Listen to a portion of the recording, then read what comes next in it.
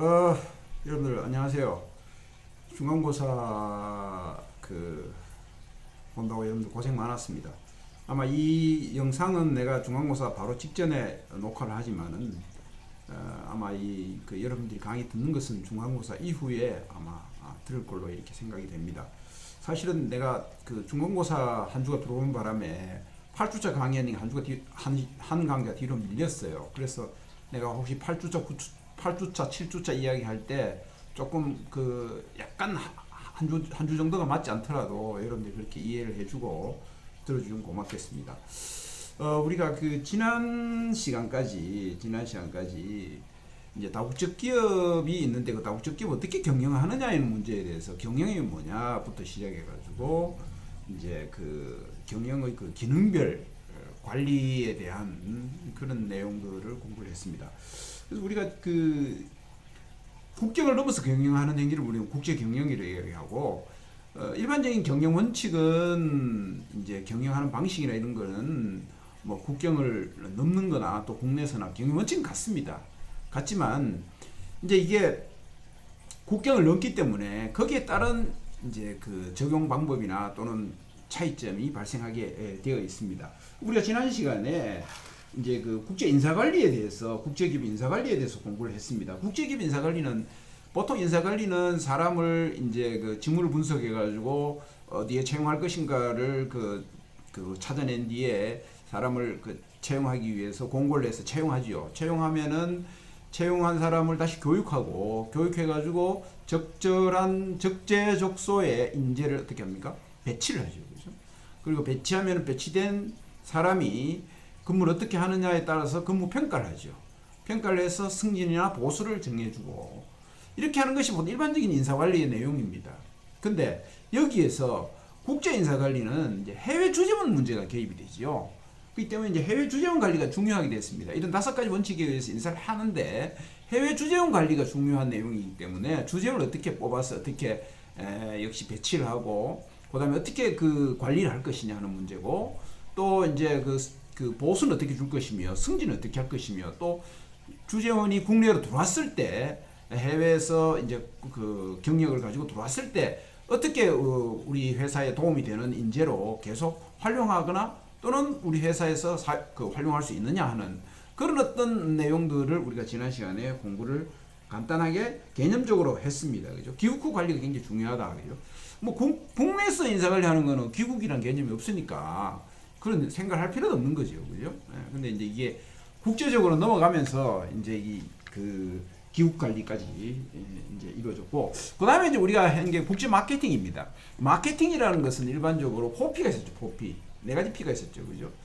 포피가 있었는데, 이 포피를 어떻게 믹스해가지고, 이게 믹스 스트래티지라고 이야기해요. 포피를 어떻게 믹스해가지고, 소비자의 욕구를 말할 수 있습니까? 충족하느냐, satisfaction 하느냐 하는 문제다 하는 이야기를 했습니다. 근데 이게 이제 포피는 여러분 지난주에 공부한 대로 제품, 가격, 그다음에 이제 플레이스, 그죠? 유통 경로, 그다음에 이제 프로모션, 광고, 홍보, 그죠? 그런 것이 이제 포피인데, 다시 말해서 이게 이제 기업이 고객의 욕구를 이 4가지 믹스를 통해서 어떻게 됩니까? 충족시켜줘야 됩니다. 어떤 가격으로, 어떤 제품을, 고객이 원하는 어떤 제품을, 고객이 원하는 어떤 가격으로, 고객이 원하는 어떤 장소까지 어떤 방식으로 물리적으로 이동하게 해가지고 할 것이며, 또 고객을 어떻게 알릴 것이냐 하는 문제야. 고객 모르면 안 되니까. 이 4가지를 주어진 범위 내에서 잘 믹스해가지고 고객의 욕구가 맞아야 된단 말이에요. 욕구 충족이 돼야 된단 말이에요. 그렇게 해주는 것이 마케팅이다. 현대 마케팅에서는 고객의 옛날에는 욕구를 찾아서 그렇게 충족시켜줬다면, 처음에는 욕구가 없었죠. 욕구 개념이 없었는데, 그 다음에는 발전하면서 욕구를 찾아서 충족시켜줬다면, 이제는 고객 욕구를 만들어서 이제 충족시켜주는 그런 시대로 이제 변화됐고, 또 더 넓은 의미에서는 고객의 문제점, 프로그램, 문제점이 뭔가를 찾아가지고 그 문제점을 마케팅을 통해서 해결의 솔루션을 제공해 주는 게 마케팅이다까지 발전했습니다. 특히 이제 소프트웨어 같은 경우에는 특히 이제 고객의 문제점이 어디냐, 고객이 갖고 있는 애로사항이 뭐냐, 이런 것들을 알아가지고 그 애로사항을 해결시켜주는 방법이 뭐냐 하는 것을 찾아내는 것이 뭐다? 마케팅이다. 그래서 이제 이렇게 발전까지 했는데, 이게 이제 소위 말해서 이제 믹스가 국경을 넘는다. 국경을 넘어간다. 예. 국경을 넘어가면은 이때 어떻게 할 것이냐 하는 문제죠. 그죠? 국경을 넘어가면은 어떻게 할 것이냐 하는 문제인데, 먼저 이제 제품의 경우에는 이제 실제로 어떤 제품이 있을 때 그 제품 프로덕트잖아요. 그죠? 프로덕트잖아요. 어떤 제품을 갖고 나갈 것이냐 하는 문제잖아요.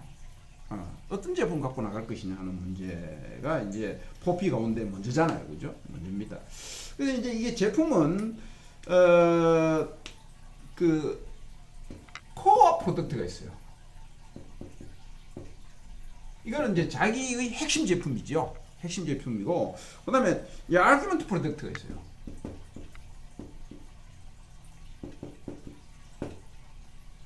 이거는 이제 그 아규먼트 프로덕트는 첨가 제품이죠. 이거는 자기 주력 상품이고, 이 주력 상품의 부가적인 상품이죠. 부가적인 상품이죠. 그죠? 예. 그래서 이제 이게 첨가하는 제품인데 어떤 제품으로 할 것이냐 하는 문제죠. 그죠? 예. 그래서 이제 국제적으로 나갈 때 코어 제품을 가지고 나갈 것이냐, 그것을 확장해서 어떤 그 고객의, 외국 고객에 맞게끔 아규먼트 해가지고 확장해가지고 나갈 것이냐는 그런 문제를 이제 정해야 되고, 그 다음에 제품에서 중요한 것이 뭐냐면은 이제 그 원산지가 중요하죠. 원산지. 예. 메이드 인 코리아냐 메이드 인 차이나냐 중요하죠. 그죠? 원산지. 예.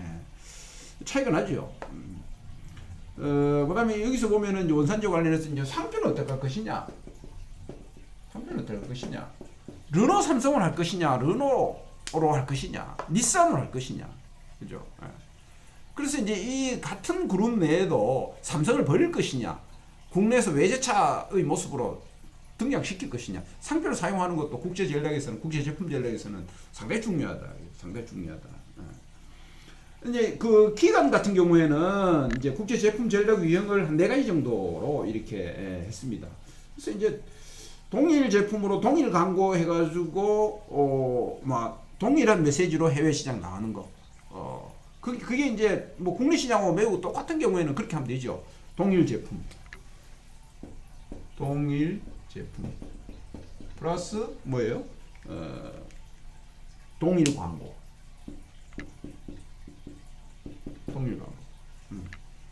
이러면 이제는 이거는 국내 시장과 유사할 경우, 유사한 해외 시장 이렇게 나갈 것이고, 동일 제품인데 플러스 이제 해외 시장에 맞는 촉진 전략, 그죠? 해외 시장에 맞는 해외 현지 중심 촉진 전략, 프로모션하는 거. 이거는 이제 어떻게 보면은 조금 그 해외 시장에 조금 더 다가간 거죠, 그죠? 다가간 겁니다. 그 다음에 이제 뭐 그 완전히 어떤 뭡니까? 다른 제품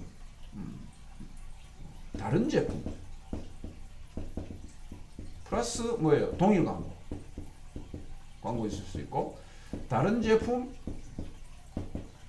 플러스 다른, 다시 말씀, 해외 시장 중심 촉진, 이렇게 이제 4가지로 믹스를 할 수 있겠죠. 그죠? 어느 것 중에 한 개 선택해야 됩니다. 그죠? 그래서 이제 이거는 뭐예요, 여러분들? 이거는 뭐예요? 이건 완전히 다른 거죠. 완전히 다른 해외 시장이에요. 해외 시장. 그래서 그 시장만을 위한 제품을 개발해 가지고 그 시장에 맞게 촉진 활동도 하는 것. 그래서 이제 뭐 예를 들어서 삼성전자에서 인도에 들어가는데 우리나라에 갤럭시 20 같은 거 갖고 들어가면은 안 팔린다 이 말이죠. 그죠? 그래서 인도 시장에 맞는 거, 또 그 뭡니까 그 저기 이슬람 쪽으로 가면 이슬람 환경에 맞는 제품을 갖다가 넣어가지고 이슬람 환경에 맞게 뭐 해줍니까? 광고를 해줍니다. 라마단 기도 시간이 되면은 알람을 해줍니다. 자동 알람을 해줍니다. 그리고 라마단 경전 같은 것도 어떻게 해줍니까? 이슬람 경전 같은 것도 삼성전자 그 휴대폰 안에 저절로 세팅이 돼 있어가지고 언제든지 경전을 찾아볼 수 있도록 해줍니다라든지, 그죠? 그런 어떤 완전 다른 제품이 완전 다른 촉진이죠, 그죠? 이거 완전히 다른 거죠. 그다음에 다른 제품인데 동일 광고하는 거. 이건 어떻겠습니까? 국가와 상당히 예를 들어서 유럽 같은 경우에는, 그죠? 다른 제품은 국가마다 독일이 좋아하는 자동차가 따로 있고 영국이 좋아하는 자동차가 따로 있어요. 영국이 약간 클래식한 걸 좋아하고 독일은 기능적인 걸 좋아하고 또 동유럽 쪽은 또 어떻고, 그죠? 그러나 뭡니까? 그 유럽 사람들은 거의 인식이 비슷하기 때문에 광고는 어떻습니까? 동일하게 할 수 있죠. 그죠?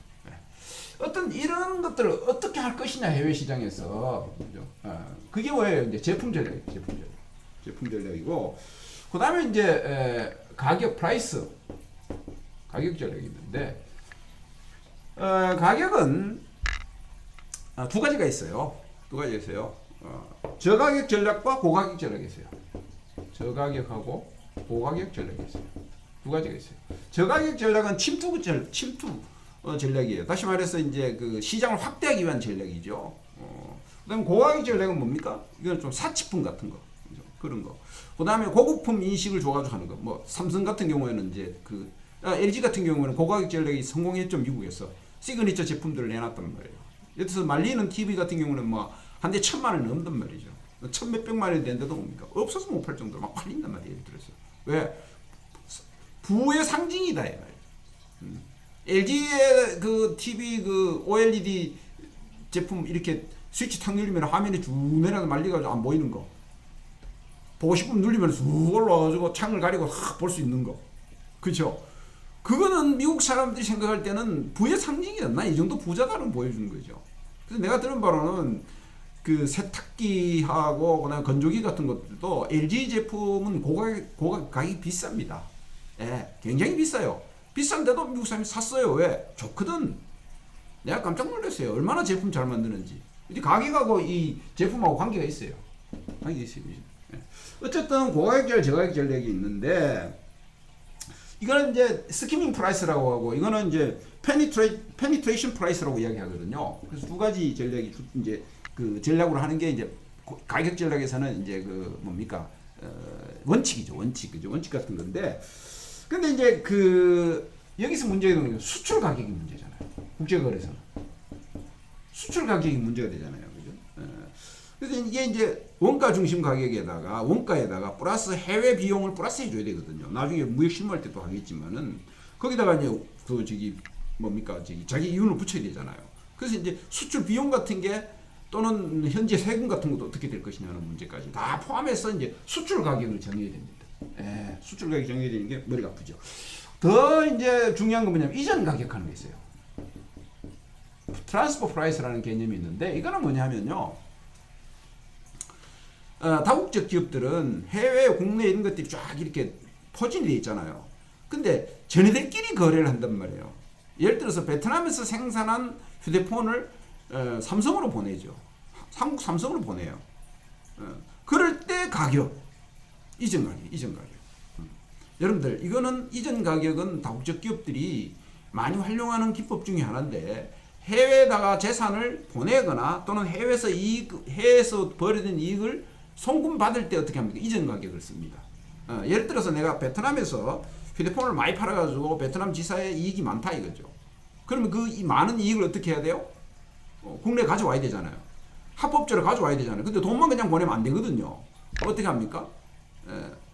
삼성 휴대폰 만드는데 필요한 원부자재, 반도체 이런 것들 어떻게 합니까? 조금씩 비싸게 가져가는 거예요. 아주 미세한 차이지만 많은 양을 가져갈 때 비싸게 가져가면은 비싸게 가져간 양큼 돈을 더 오는 거 똑같잖아요. 그죠? 물론 여러 가지 명목을 붙이고 해가지고 좀 비싸게 파는 거죠. 자산인데도. 그렇게 하면 어떻게 됩니까? 베트남에 있는 회사가 삼성의 부품을 쓸 때 비싼 걸 조금 비싼 거 쓰기 때문에 그만큼 어떻게 됩니까? 돈을 이전해 주는 결과가 되잖아요. 그 이전 가격이거든요. 그 다음에 삼성이 국내에서 버린 돈을 해외에다가 어떻게 좀 이전해 줘야 되겠다. 그럼 어떻게 됩니까? 낮은 가격으로 팔아주는 거예요. 낮은 가격으로. 안 하고 눈에 띄지 않게 아주 교묘하게 낮은 가격으로 줘가지고 저쪽에다가 우리 돈을 이전시켜줍니다. 그래서 그 다국적 기업 내에서 자기네들끼리 그 어떤 자금을 이렇게 옮겨가거나 옮겨올 때 내부적으로 결정하는 가격을 뭐라고 이야기합니까? 그걸 이전 가격이라고 해요. 이전 가격. 그죠? 예. 그래서 이 정상 가격보다 높게 또는 낮게 내부 거래를 하는 것. 그죠? 기업들 간에. 그래서 우리는 이전 가격이다. 그렇게 이야기하는데, 국내 기업은 국내 기업은, 계열, 뭡니까, 그룹이 있으면 그룹 내에서 자기네들 기업끼리는 그렇게 할 수 있겠죠. 근데 이것도 공정거래법 위반이죠. 그렇기 때문에 이제 그 법에서 정한 범위 내에서 해야 되겠죠. 법에서 정한 범위 내에서 해야 되지. 법에서 정한 범위를 벗어나거나 벗어난 방법을 하면 걸립니다. 이거는 뭐 해외 거래도 마찬가지입니다. 그러나 다국적 기업들은 이런 이전 가격이라는 뭐예요? 하나의 정책적인 수단이 있다. 마케팅 활동을 할 때 이전 가격입니다. 그 다음에 이제 플레이스 문제입니다. 플레이스 문제.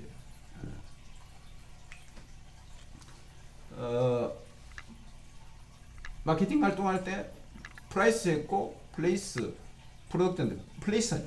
지금 1, 2, 3, 4 해야 되잖아요. 네 가지니까 그죠? 플레이스는 뭐냐면 이거 유통 경로거든요. 유통 경로가 뭐예요? 유통 경로는 이게 생산자가 있으면은 생산자에서부터 소비자에게까지 가는 과정입니다.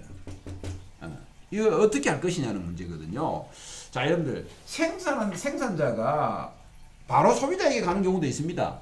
있지만은 보통 뭡니까? 중간에 대도매, 소매 이를 거쳐서 가는 경우도 있습니다. 그래서 이게 생산해가지고 대도매를 거쳐서 대도매에서 소매가 또 소매에서 소비자에 가는 경우도 있고 생산자에서 바로 소매에서 소비자에 가는 경우도 있고 또 생산자에서 바로 소비자에 가는 경우도 있습니다. 그렇잖아요, 그죠? 예. 대도매 중간에 도매도 있습니다. 도매, 그죠? 도매도 있습니다. 어쨌든 간에 이 경로가 있단 말이에요. 가는 경로, 물리적으로 가는 경로가 있는데 이 경로를 생산하는 기업이 어느 정도 장악하느냐, 어느 정도에서 이제 하느냐는 얘기죠. 여러분들 국내 자동차는 어떻게 팝니까? 소비자 직접 가죠. 현대자동차나 기아차는 어떻게 합니까? 그 직영 판매점을 통해서 직접 팔죠. 그러니까 생산해서 소비자에게 직접 하는 거죠. 미국은 그렇지 않죠. 미국은 딜러가 중간에 있죠. 그래서 우리나라도 요즘 딜러들이 좀 있습니다. 미국 흉내 내가지고. 그 딜러는 그 차를 회사 관계없이 차를 사가지고 전시해놓고 새 차를 회사 관계없이 팔 수 있는 진정한 딜러인데 우리나라는 지금 그것까지는 아마 개방이 된지 모르겠어요. 그러나 내가 차를 사와가지고 파는 건 됩니다. 어쨌든 유통 경로를 어떻게 하냐에 따라서 다른데 기업이 이런 유통 경로를 많이 장악하고 있으면 다시 말해서 소비자에까지 그 전부 나를 장악하면 어떻게 됩니까? 그만큼 위험 부담이나 비용이 큽니다. 그렇기 때문에 어떻게 해요? 이 위험 비용이 크기 때문에 줄이는 경우도 있죠. 어떤 경우는 그냥 대도매에 넘겨봅니다. 넘겨보면은 그 대도매상이 어떻게 합니까? 자기가 또 그 밑에 도매상을 부르고 도매상이 또 소매상이 갈 수도 있고 대도매가 바로 뭡니까? 소비자에게 팔 수도 있습니다. 이 유통 경로를 어디까지 할 것이냐는 문제죠. 근데 여러분들 어떻습니까? 국제 거래는 국경을 넘잖아요. 국경을 넘기 때문에 국경을 넘어서 상대 국가에 가서 그 유통을 시켜야 되잖아요. 그렇기 때문에 상대 국가의 유통 경로가 어떤지를 잘 알아야 돼요. 이게 뭐 특이한 유통 경로들이 있거든요. 국가마다. 요즘 어떤지 모르겠는데 옛날에 일본 같은 경우에는요. 도냐라는 사람이 있어요. 도냐가 뭐냐면요. 어떻게 하냐면은 일본에 있는 비즈니스 하는 사람들이 해외 물건을 수입하잖아요. 동일 제품을 여러 기업이 수입을 한다 그러면은 그 여러 기업을 모아가지고 도냐가 장악을 합니다. 해가지고 어떻게 도냐가 중심이 돼가지고 여러 기업의 물량을 다 모아서 전체 물량을 내고를 하는 거예요. 해외에다가. 그럼 어떻게 됩니까? 그 단위가 커지고 금액이 많아지니까 당연히 내고가 바게닝 파워 세지죠. 거래 파워 세지잖아요. 그러면 해외에서는 물량이 많으니까 가격이 막 깎아주는 거죠. 와, 엄청난 물량이다. 깎아줘라. 막 깎아주죠. 이거 없이 뭡니까? 개인이 가서 사면 어떻게 돼요? 굉장히 가격이 비싸죠. 근데 개인이 해야 될 물건들 다 모아가지고 도냐가 집중적으로 나서서 바게닝 파워를 발휘해서 가격을 굉장히 다운시켜가지고 푸는 거죠. 이게 아주 독특한 어떤 그런 유통 구조를 가진 그런 이제 경우죠. 예를 들어서. 근데 그게 분야마다 사업마다 이렇게 있어요. 있어가지고 이런 경우는 이제 유통 경로를 국내의 유통 경로 잘 파악해야 돼요. 자동차 유통 경로하고 가전제품 유통 경로하고 농산물 유통 경로 완전히 다 다르죠. 우리나라 농산물 유통 경로는 너무 복잡하잖아요. 1,000원짜리 배추가 그 뭡니까 그 소비자에게 올 때는 3,000원, 4,000원이 된단 말이에요. 예를 들어서 5,000원까지 갈 수도 있습니다, 여러분들. 복숭아 한 상자에 8,000원, 9,000원을 그 저기 경매에 넘겼는데 그 경매에 산 사람이 몇 단계 거치면서 그게 어떻게 됩니까? 3만 원, 4만 원이 한 박스에. 그러니까 농민들은 죽어나고 소비자는 비싸게 사 먹는데 그 중간에 뭐가 있습니까? 유통 경로가 있잖아요. 이 유통 경로 줄이질 못해요. 그걸 줄여줘야 농민도 살고 소비자도 사는데 그 대신에 이제 중간 유통에 종사하는 사람의 숫자가 줄어들겠죠. 그 국가 전체로 봤을 때는 농민들이 제일 힘들지. 예. 최종 소비자가 제일 힘들고. 그죠? 예. 그 국가 전체로 봤을 때는 다 같은 국민이니까. 근데 거래 잘 되게 하려면 어떻게 해야 돼요? 유통 경로를 줄여줘야 돼요. 그래서 유통 마진을 줄여줘야 돼요. 예. 어쨌든 간에 이 유통 경로 전략이 있는데 유통 경로에서는 6C가 있어요. 6C가 있어요. 6C. 유통 경로에서 6C. 6개 C가 있어. 그게 뭐냐면 이제 먼저 이제 코스트가 있어. 이건 경로 유지 비용이야. 경로 유지 비용이 얼마큼 드냐를 봐야 되고, 그 다음에 이제 그 컨트롤. 여러분들 이 유통 경로를 컨트롤하지 못하면 내 물건 제대로 팔지 못합니다. 통제, 컨트롤할 수 있어요. 경로를 통제할 수 있는 능력이 필요하고, 그 다음 커버리지. 이거 조금 어려운 이야기인데, 커버리지는 뭐냐면은 침투 범위, 시장 침투 범위. 어디까지 기업이 침투할 것이냐는 문제죠. 그 다음에 캐릭터. 제품의 특성에 따라서 다르잖아요. 그죠? 특성이 뭐냐? 이런 걸 고려해야 되고, 커버리지, 시장을 어느 정도 커버할 것이냐는 문제고, 어느 정도 통제 가능하냐, 어느 비용을 할 것이냐 하는 문제가 유통경로 결정하는데 중요한 문제고, 그 다음에 이제 컨티뉴이티.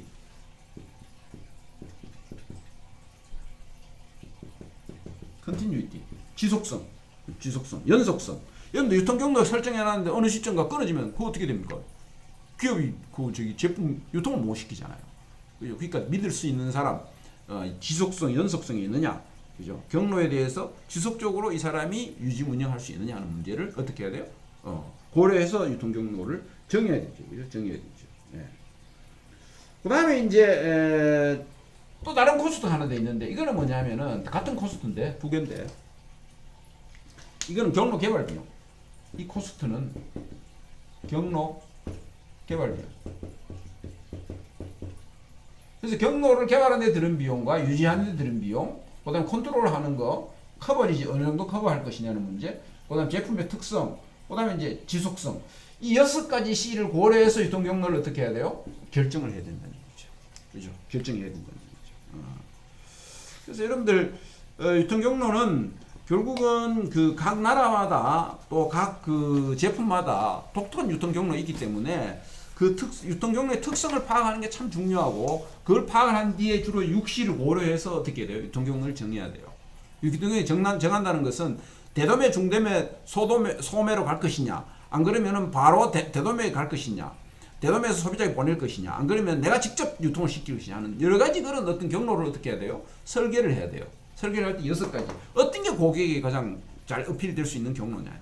그죠? 예. 싼 가격으로 가게 하면서 고객이 신속하게 또 접할 수 있는 게 뭐냐. 많은 고객에게 제품이 다가갈 수 있게 만드는 경로가 뭐냐. 이게 싼 비용으로. 그리고 계속 지속적으로. 그죠?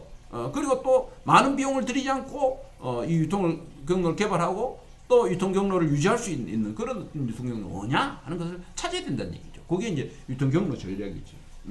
마지막으로 이제 프로모션 전략이에요. 네 번째로 프로모션. 프로모션은 뭐죠, 여러분들? 프로모션 촉진하는 거죠. 근데 이제 우리 쉽게 이야기하면은 광고 같은 겁니다. 광고가 제일 프로모션에서 중요한 거예요. 광고. 그래서 프로모션에서 중요한 건 이제 광고죠, 광고. 광고가 있고, 그다음에 홍보가 있어요. 홍보가 있고, 그다음에 판촉이 있어요. 판촉이 있어요. 광고, 홍보, 판촉, 그죠? 이런 것들이 있어요. 근데 여러분들 광고하고 홍보하고 뭐가 다르죠? 홍보는 뭐냐면요, 퍼블릭 릴레이션, PR이잖아요. 거의 PR. PR이잖아요. 우리 보통 뭐 PR을 광고를 해요. 아닙니다. 광고는 따로 있죠. 그죠? PR인데 이거 홍보는 뭐냐면요. 지금 당장 소비자에게 제품을 팔기 위한 어떤 전략이 아니고 장기적인 어떤 기업의 이미지 관리입니다. 홍보는 뭐라고요? 기업의 이미지 관리입니다. 이미지 관리죠. 이번에 여러분들 코로나 사태 때 마스크 모자라가 난리를 칠 때 삼성이 어떻게 해줬습니까? 중요한 마스크 공장에 가가지고 삼성의 노하우를 전술시키면서 마스크 생산을 30% 50%씩 어떻게 됩니까? 늘어날 수 있도록 막 해줬잖아요. 정말 잘한 거죠. 너무 고맙죠. 마스크 없어가 난린데 재료도 없어 난린데 삼성이 딱 등장시켜가지고 삼성이 거기서 뭐합니까? 막 제조 공정도 더 신속하게 잘할 수 있게 해주고 재료도 잘 확보할 수 있게 해주고 삼성이 막 도와줬단 말이에요. 여러분들 중요한 PR입니다. 역시 삼성이다. 이게 뭡니까? 삼성이 뛰어드니까 막 며칠이 늘더라. 중요한 PR이죠. 예, 삼성은 이익이 없어요. 없지만 삼성은 어떻게 해요? 이미지 관리하는 거죠. 그죠? 그렇지 않아도 이재용 회장 법정 사건 때문에 이미지가 많이 좀 떨어졌잖아요. 그죠? 떨어졌는데 이런 이미지를 커버하는 거죠. 예, SK 같은 경우에는 이제 최 회장이 이제 큰 집에 다녀오셨잖아요. 온 후부터는 사회적 기업으로 많이 나갑니다. 그래서 기업이 사회적인 활동을 어떻게 잘해가지고 조금 사회적 기업들을 많이 키워가지고 눌린 사람들 또는 소외된 사람들이 잘 살아갈 수 있는 어떤 함께 잘 살아갈 수 있는 걸 만들어 보자. 여러분들 뭡니까? 중요한 PR입니다. 중요한 홍보입니다. 광고는 뭐예요? 이건 직접 뭐예요? 그 제품을 호소하는 거예요, 소비자에게. 직접적으로 호소하는 거죠. 여러분 홍보가 잘 되면은 이거는 기업이 뭡니까? 이미지가 좋아져가지고 이미지가 좋아가지고 제품 팔리기는 시간이 좀 걸리잖아요. 근데 이 광고는 뭐냐면 제품이 나오면 이거 바로 알려야 되잖아요. 소비자에게 직접 알려야 되잖아요. 제품 알려야 되잖아요. 그게 광고거든요. 그죠? 그래서 이 광고는요, 뭐가 중요하면 매체 선정이 중요해요. 광고는 매체가 수단이잖아요. 물론 광고는 처음에 볼 때는 그 기업의 어떤 경영 철학 또는 제품이 만드는 제품의 컨셉 이런 것들을 이제 적극적으로 소비자에게 알리는 게 그런 걸 적극적으로 개발해야 되잖아요. 개발하면 그것을 어떻게 돼요? 미디어를 통해서 알려야 되잖아요. 소비자에게. 예. 근데 그 미디어가 어떻게 됩니까? 이 아이디어를 그러니까 그 제품 처음 출시할 때 가졌던 철학이라든지 제품의 특성이라든지 컨셉이라든지 이런 것들은 기업에서 개발할 수 있어요. 근데 그렇게 개발해 놓은 컨셉과 그런 것들을 그 제품을 그 컨셉에 의한 제품을 소비자에게 알리는 것은 뭐예요? 광고란 말이에요. 홍보 매체 미디어란 말이에요. 중간 매체란 말이에요. 예. 근데 중간 매체 중에 가장 비싼 거는 결국은 TV입니다. TV. 근데 요즘 이제 SNS에 등장하는 SNS 뭡니까 유튜브 광고가 굉장하죠. 유튜브 광고 수익이죠. 그죠? 예. 이게 그러니까 광고 시장이 어떻게 됩니까? 굉장히 진입 장벽이 낮아져 버렸어요. 누구든지 광고할 수 있는 어떤 그런 게 돼버렸어요. 어쨌든 간에 광고 매체를 선정해야 돼요. 그래서 TV, 라디오, 또 뭐 신문, 잡지 여기에서 뭡니까? SNS까지 이제 등장해요. SNS 너무 다양하잖아요. 예. 그런 것들은 이제 어느 정도 어떻게 믹스할 것이냐. 이게 비용의 문제가 있거든요. 그래서 어떤 매체를 사용하면 비용이 적게 미치느냐면서도 효과가 높으냐. 그래서 뭐 블로거들을 고용을 한다든지 유튜버들에게 간접 광고를 시킨다든지 다 비용하고 효과와 관계 있는 것이거든요. 그래서 이제 이 광고는 매체 선정이 중요하다. 매체를 어떻게 믹스할 것이냐. 삼성전자는 SNS에서는 이런 분야에서 어느 정도 비용을 들여서 광고를 하고 그다음 TV에서는 어느 정도 광고를 하고 이런 것들을 정해야 된단 말이에요. 그게 국가마다 달라요. 아프리카에 가서 TV 아무리 틀어보세요. 누가 봅니까? 안 보잖아요. 볼 수 없잖아요. TV 없는데. 그래서 아프리카 라디오 광고가 또 효과적이죠. 또 아프리카 사람들에게 광고할 때는 문자도 잘 모르고 이럴 때는 어떻게 됩니까? 그림을 그려야 됩니다.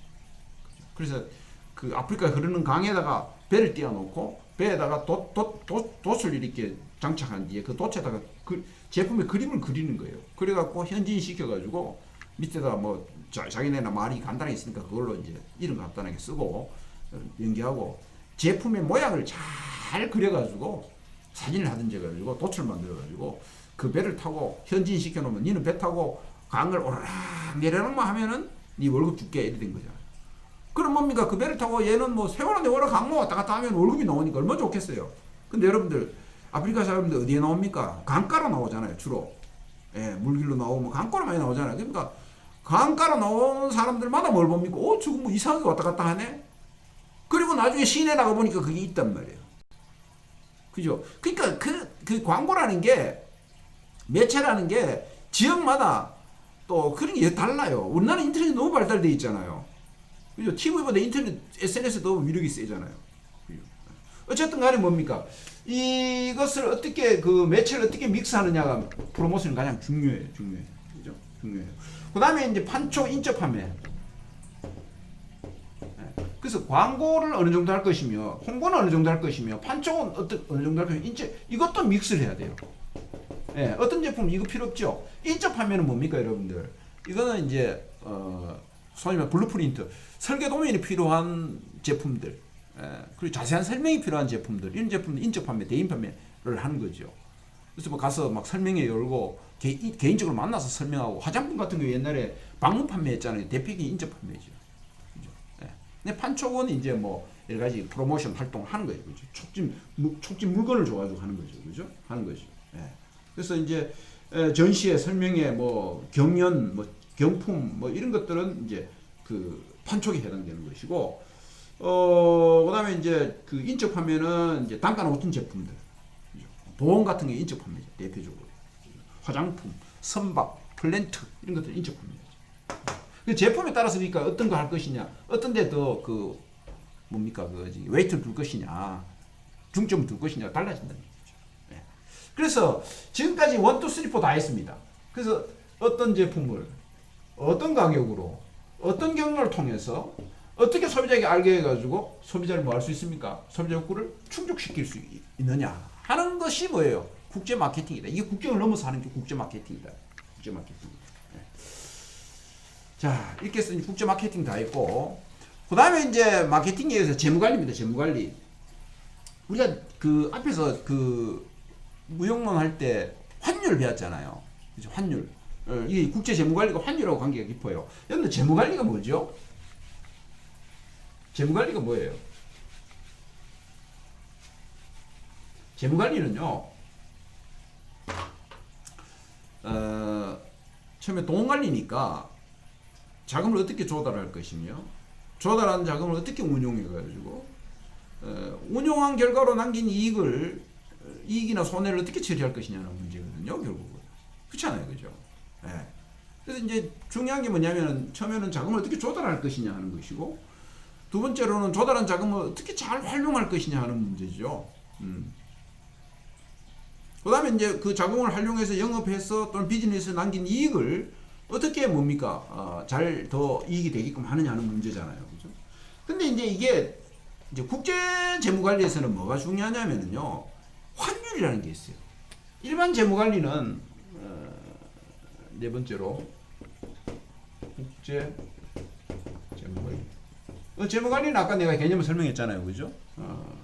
자금을 조달하고 운용하고 배당하는 거죠.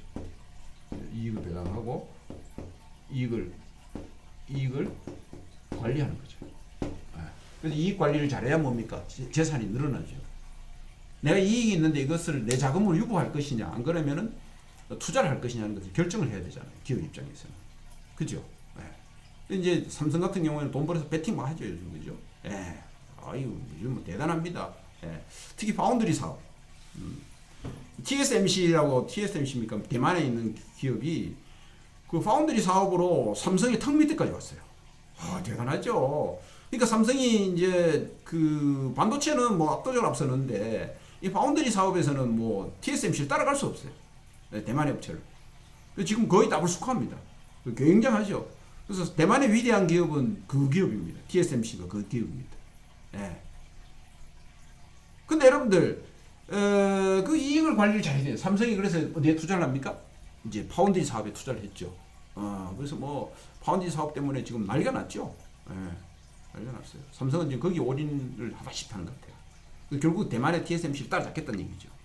그래서 뭐 지금 인텔이라든지 그다음에 그 미국에 있는 유명한 구글이라든지 이런 업체들로부터 주문을 많이 따냈죠. 삼성이 큰 업체로부터. 어쨌든 간에 운영을 해야 되는 건데, 이렇게 함에 있어서 국제가 붙으니까 여기서 뭐가 중요합니까, 여러분들? 뭐가 개입이 되면 환율이라는 개입이 돼요. 환율이 개입이 돼요. 환율은 내가 뭐라 그랬습니까? 돈의 가격이라 그랬죠. 제2의 가격이라 그랬죠. 예. 그래서 조달을 하더라도 환율을 고려해야 되고, 운용을 하더라도 환율을 고려해야 되고, 배당 이익을 하더라도, 이익 배당하더라도 환율을 고려해야 되고, 이익 관리하더라도 환율을 고려해야 되고, 국제 거래에서는. 예. 이거는 뭐 원칙적으로 재무관리 이렇게 하는 거니까. 여기에 환율이 개입된다는 거 아셔야 돼요. 그죠? 환율이 개입된다는 것은 뭐예요, 여러분들? 이거는 환위험이 있다는 얘기죠. 그 결국 환위험 관리를 잘해야 된다는 얘기죠. 이게 국제 재무관리에서 가장 중요한 거죠. 환위험 관리를 하는 거. 그래서 뭐 여러분들 나중에 외환론 공부하면 어떻게 관리하는지 다 나오죠. 그죠? 환위험은 뭐 왜 있습니까, 여러분들? 예? 위험에 노출돼 있기 때문에 환 노출이 있으면은 환위험이 있다는 얘기죠. 그래서 환노출이라는 것은 이제 외화를 보유하면은 그게 환노출이 되는 거예요. 환노출이 되는 거예요. 그죠? 예. 그래서 외화 표시 부채라든지, 그 다음에 수익이라든지, 뭐, 이런 것들이 있으면 어떻게 됩니까? 그로 인해서 환율이, 그 상태에서 환율이 변하면은 내가 환 위험에 노출되어 있는 거죠. 그죠? 그건 환노출이라 이렇게. 환이 있으면 그렇게 되는 거죠. 주로 이제 환노출, 다시 말해서 이제 환노출은 이제 세 가지가 있는데 좀 어렵긴 한데 여러분들 그냥 개념 알아두십시오. 환산노출이 있어요. 환산노출은 이제 재무제표상에 있는 금액을 자국통화로 계산했을 때 어떻게 돼요? 자국통화로 환산할 때 생기는 노출되는 위험. 그러니까 국제 뭐 외화 자금이 막 들어올 거 아니에요? 근데 이거 이제 재무제표상으로 나타나는 환노출이죠. 자기 나라 돈으로 자국 통화로 이것을 표시할 때 생기는 뭐예요? 위험 노출이죠. 그죠? 환노출이 있고. 그다음에 거래적 노출이 있죠. 거래적 노출이라는 것은 거래 과정에서 이제 생기는 환노출이 있죠. 거래 과정에서 환이 들어가고 나가고 하잖아요. 그죠? 거기서 생기는 노출. 노출이라는 것은 위험이 드러난다는 위험이 있다는 얘기예요. 그죠? 그 다음에 경제적 노출. 경제적 노출은, 이게 이제 환위험이 있으니까 이걸로 기업의 미래 현금 흐름의 변화 가능성입니다.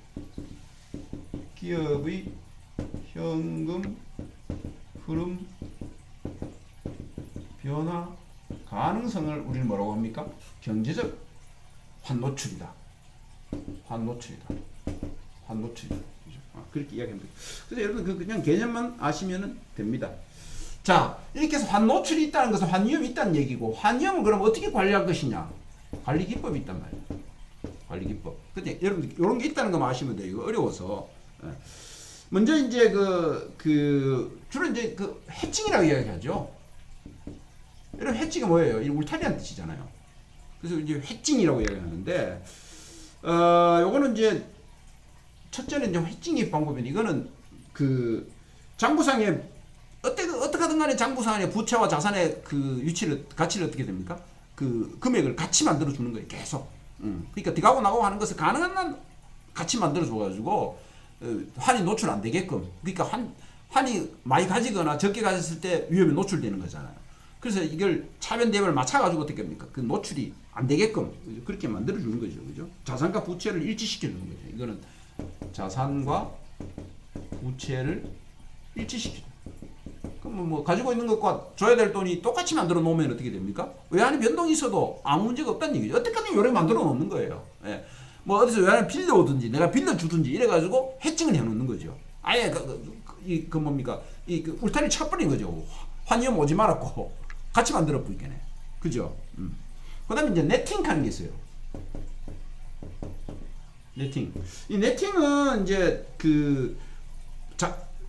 자회사가 본사가 어떻게 됩니까? 자회사하고 본사하고의 거래 관계에서 채권 채무를 일치시켜 버립니다.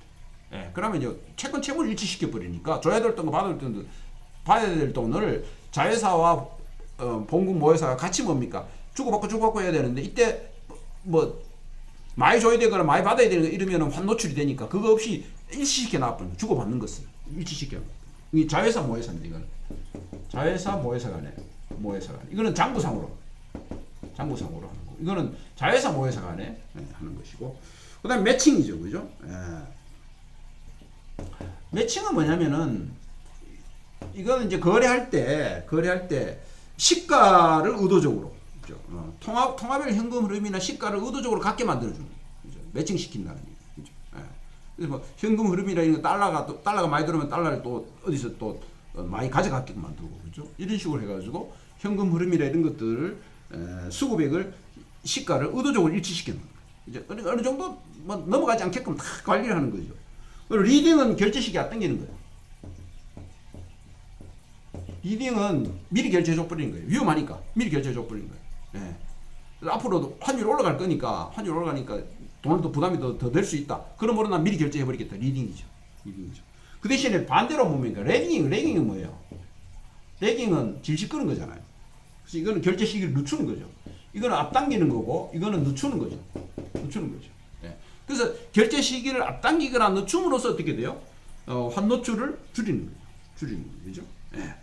이렇게 해서 이제 뭐 환 위험에 대해서 어떻게 관리할 것이냐에 대해서 쭉 그냥 개념적으로만 여러분들에게 살펴봤습니다. 그 다음에 이제 그 포트폴리오가 있습니다. 포트폴리오인데 이거는 분산 투자죠. 그래서 이제 이 분산 투자함으로써 위험을 떨어뜨려 주죠. 여러분들 그 계란을 한 바구니 담지 말아 하죠, 그죠? 다 깨진다고. 그래서 분산 투자하는 게 중요하죠, 그죠? 뭐 예를 들어서 주식에 투자하고 채권에 투자하고 국제적으로도 여러 가지 그 금융 상품에다가 골고루 투자를 해놓음으로써 위험을 뭐 할 수 있습니까? 어느 정도 분산시키는 거죠. 뭐 이 정도로 여러분들 국제 재무관리 하는 방법에 대해서 쭉 살펴봤습니다. 이렇게 해서 이제 대체적으로 국제 경영이 어떻게 이루어지는가에 대해서 쭉 굉장히 개괄적으로만 봤습니다. 그래서 나중에 여러분들 2학년 때나 이때 보면 국제 경영론 하게 되면은 이 내용을 좀 더 자세히 하게 될 거예요. 그때 여러분들 좀 더 자세히 잘 공부하시기를 바랍니다. 혹시 내가 좀 달렸는데 이해가 안 되는 부분이 있으면 여러분들이 나중에 질문을 좀 해주셔도 됩니다. 이어서 이제 수출 관리에 대해서 이제 좀 해야 됩니다. 이제 드디어 이제 무역 실무로 넘어갑니다. 여러분 지금까지 우리는 뭘 했느냐면요, 국가적인 차원에서 무역이 어떻게 이루어지는가를 제일 중간고사 이전에 봤고, 중간고사 이후부터 지금까지는 뭘 봤느냐면, 그 중간고사 걸치는 기간도 있지만 그 지금까지 그는 뭐냐, 기업적 차원에서 무역을 봤습니다. 그래서 다국적 기업이 무엇이며 다국적 기업이 경영 활동을 어떻게 하느냐에 대해서 개괄적으로 쭉 한번 봤습니다. 예, 봤는데 그러면은 지금부터는 개인은 무역을 어떻게 하느냐, 개인은 무역을 어떻게 하느냐, 개인적으로는 무역을 할 때 어떻게 하느냐를 지금부터 공부를 하게 된다 이거죠, 그죠? 그래서 여러분들 그 교재로는 9장이 됩니다. 9장. 이제 9장. 진도가 좀 늦었어요. 중간고사에 있는 바람에 9장인데 수출입 절차에 대해서 좀 공부를 하겠습니다. 수출입 절차를 하고 난 후에 이제 무역 계약을 하고, 여러분 보십시오. 수출입 절차는 무역 업무를 하는 사람이 개인적으로 뭐예요? 무역 행위를 하는 거잖아요. 할 때 그 절차거든요. 그래서 이제 그 절차에 따라서 이제 무역이 이루어지는데 그 절차가 어떻게 되느냐 하는 거죠. 그죠? 주로 절차가 어떻게 되느냐. 그죠? 예. 자, 절차를 간단하게 설명을 하겠습니다. 먼저 이제 요건 절차는 여러분 아셔야 돼요. 먼저 해외 시장 조사를 합니다. 이거는 수출입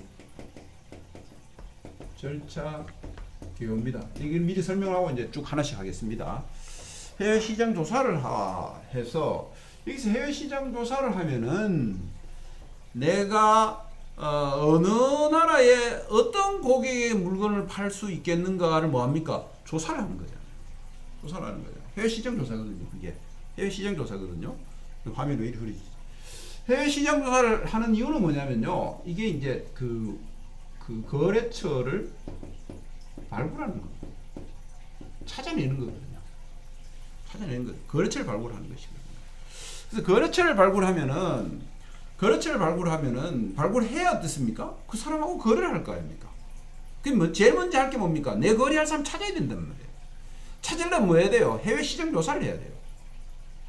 그게 인터넷으로 하든 또 해외 시장에 직접 가서 하든 어쨌든 간에 해외 시장 조사를 제일 먼저 하면은 거래처를 발굴하게 된단 말이에요. 예. 거래처를 발굴해 가지고 이제 협상을 하죠. 거래할래? 예. 내 제품 이런 게 있다. 얼마 주고 살 수 있냐? 어떻게 이런 것들이 협상을 하잖아요. 협상이 잘 되면 어떻게 됩니까?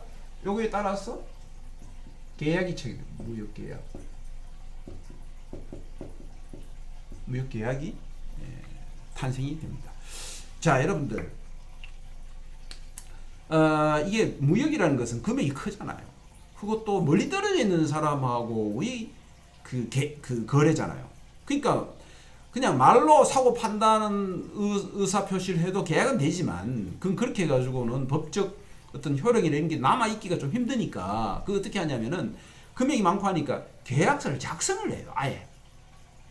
여러분들 그 부동산 같은 거 사고 팔 때는 부동산 계약서를 쓰죠. 여러분 밖에 나가서 일반 제품을 살 때는 그냥 돈 주고 바로 물건 사고 이러지만 좀 물건이 크면 어떻게 됩니까? 계약서를 작성합니다. 예. 근데 부동산뿐만 아니라 동산에서도 물건의 양이 많은 건 어떻게 됩니까? 다 계약서를 쓰죠. 매도인이 누구고, 그러니까 물건 파는 사람이 누구고 사는 사람이 누구다. 그리고 이거는 이제 그 얼마에 사고 판다. 언제까지 어떻게 물건을 전달해 준다. 대금은 어떻게 지급한다. 그죠? 이런 것들을 서면으로 작성을 해서 계약서대로 어떻게 합니까? 물건을 사고 팔게 되는 거죠. 그렇게 하기 위해서 계약을 합니다. 이게 이제 금액이 크기 때문에, 규모가 크기 때문에 계약을 작성하죠. 네, 계약을 작성합니다. 네. 그 다음에 이제 계약을 작성하면은 계약을 뭐 합니까? 이행합니다. 이행. 자, 계약을 이행할 때는 수출자도 이행해야 되고 수입자도 이행해야 돼요. 수출자는 주로 물품을 인도해야 되죠. 수입자는 대금을 지급해야 되죠. 이 두 가지 의무를 중심으로 어떻게 됩니까? 계약을 이행하게 됩니다. 근데 여러분들 물품을 인도할 때 물품을 인도하려고 하면은 국경을 넘어가야 되잖아. 이것도 이제 해외잖아, 해외. 무역 계약이니까 이건 국경을 넘는 거잖아요. 국경을 넘으려면은 거기에 따른 법규가 있어요. 국경을 넘어갈 물건에 대해서 그 따라야 될 법규가 있단 말이에요. 그 법규가 뭐냐면은 이제 소위 말해서 대무역법이라는 게 있어요. 대무역법이라는 게 있어요. 그 법규에 맞게 어떻게 해야 돼요? 물건을 수출해야 돼. 대무역법이 있어요.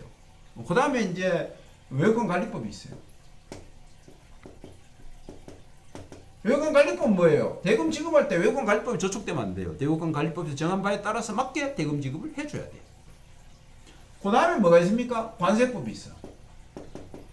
관세법은 뭐예요? 물건을 수입할 때나 수출할 때 통관을 해야 돼. 그 통관을 어떻게 할 것이며 비용은 어떻게 될 것이며 또 통관할 때 통관이 되는 게 있고 안 되는 게 있단 말이에요. 그죠? 그 법에 따라서 관세가 부과되고 그 법에 따라서 통과가 되고 안 되고 결정이 된단 말이에요. 그래서 이런 세 가지의 그 법규들은 사실은 해외 시장 조사하고 그 협상할 때 이미 이거 다 고려해서 해야 됩니다. 이거에 틀린 물건을 협상하면 안 되죠. 맞는 물건을 다 해야 되는데 어쨌든 이 세 가지 법이 해외 시장에 나갈 때는 어떻게 돼요?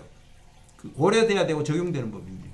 이거는 여러분들 이거는요 국가가 제정해놓은 재정법이에요. 그래서 이건 어기면 큰일 납니다. 이거는 어기면 안 됩니다. 큰일 나죠. 예. 무슨 법이 어기면 안 되지만 특별히 이거는 지켜가면서 해야 됩니다. 지키면서 해야 돼요. 예. 그래서 이제 계약을 이행을 하는데 여기서 이행할 때 나중에 또 하겠습니다만은 물품을 인도할 때는 이거는 이제 외국으로 인도해야 되잖아요. 그럼 여기 이제 운송이 개입이 되죠. 또 뭐 운송하면 장기간 운송하니까 뭐예요? 위험하니까 보험이 또 개입이 됩니다. 결제는 어떻게 합니까? 대금 결제는 쉽게 됩니까? 그것도 어려워요. 우리나라에서 그냥 주는 건 쉬운데 그게 해외 넘어가서 결제를 해야 되니까 그게 어렵단 말이에요. 그죠? 예. 그래서 이런 것들은 이제 소위 말해서 이제 은행이 개입되는 신용장 제도를 중심으로 이루어집니다. 예. 이루어집니다. 그래서 계약이 이행이 잘 되면 어떻게 됩니까? 하나의 계약이 종료가 됩니다. 신용장에서 대금 결제가 잘 되고 물건이 무사히 인도되면은 종료가 되고 계약이 끝이 납니다. 그래서 여러분 내가 간단하게 이렇게 해놨지만은요 이 과정 전체를 배우는 게 뭐예요? 우리 다음 나머지 부분입니다. 지금 기말고사까지 이걸 공부할 겁니다. 이 과정 전체를 공부를 할 겁니다. 예. 근데 여러분들 보세요. 이 그냥 종료되면 참 좋은데 여기 또 이 또 계약 위반이 또 있네. 이건 어떻게 할 것이냐 하는 문제까지 다 공부를 해야 돼요. 예. 여러분들 이게요. 무역학과 국제통상학부 무역실무의 뼈대입니다. 뼈대예요.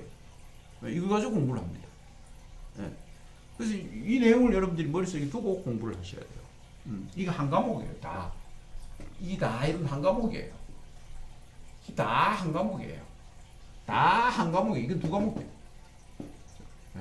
이것도 한 과목, 두 과목, 세 과목, 네 과목, 다섯 과목, 여섯 과목, 일곱 과목, 여덟 과목, 아홉 과목, 뭐한 여덟 아홉 과목 이 속에 다 있는 거예요. 사실은 더 있거든요. 또 이걸 공부하는 게 이제 지금 나머지 시간 동안에 이 개요에 대해서 쭉 공부를 하도록 하겠습니다. 네, 할 테니까 여러분 그래 아시고 요걸 머릿속에 넣어놔야 되는데 내가 반복해서 여러분들이 이야기해 줄 테니까 이걸 머리에 놓으면은 뭐 다 아시겠지만은 개로 통상 이해를 하는 학생들 이걸 반드시 머리에 넣어놔야 돼요. 넣어놔야 그 다음에 무슨 공부를 하고 공부하는 게 왜 하는지를 알게 됩니다. 그래서 그걸 내가 쭉 설명을 더 할 테니까 강의를 잘 들으시면 되겠습니다. 그래서 이 중간고사 때문에 1시간이 밀리는 바람에 조금 진도가 늦어졌는데 조금 달려서 진도에 맞추도록 그렇게 하겠습니다. 오늘 또 강의 듣는다고 수고 많았습니다. 항상 건강 조심하시고 이제 코로나 이제 좀 끝나야 되는데 외국은 너무 심해요. 그죠? 너무 심해서 걱정이긴 한데 우리나라는 다행히 조금 나아지는데 그죠? 여러분 어쨌든 건강 조심하세요. 다음 시간에 만납시다. 수고했어요.